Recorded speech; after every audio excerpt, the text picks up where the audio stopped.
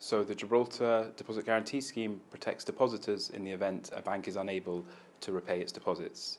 The limit is per depositor per bank and is up to £120,000. It's a key pillar in Gibraltar's financial and regulatory framework. It's designed to maintain financial stability and promote consumer confidence in the financial system.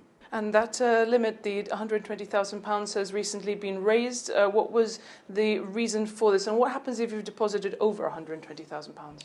Yeah, so the limit was raised in January 2026 from €100,000 to £120,000. The reason for that was threefold. So firstly, it reflects global inflation levels, which is not unique to Gibraltar, and the fact that the limit hadn't been reviewed in some time. Secondly, Gibraltar's banking environment and local currency is sterling, so it made sense to move to sterling.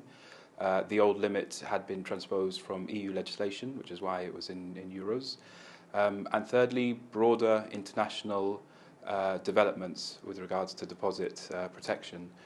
So the UK recently announced that it was increasing its coverage limit.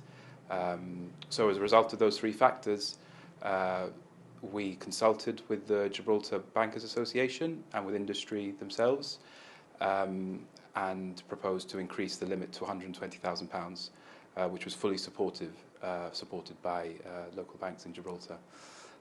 With regards to those customers with funds over £120,000, you should review your own unique circumstances in relation to the limit. And is this per account or per depositor? Yeah, so the limit applies per depositor, per bank, £120,000. So, for example, if you have multiple accounts with the same bank, they'll generally be aggregated for the purposes of the limit. How does the scheme ensure it has enough money to pay the depositors? Yes, so banks contribute towards the scheme. So the scheme is industry funded. We've been collecting contributions from participating firms since 2017.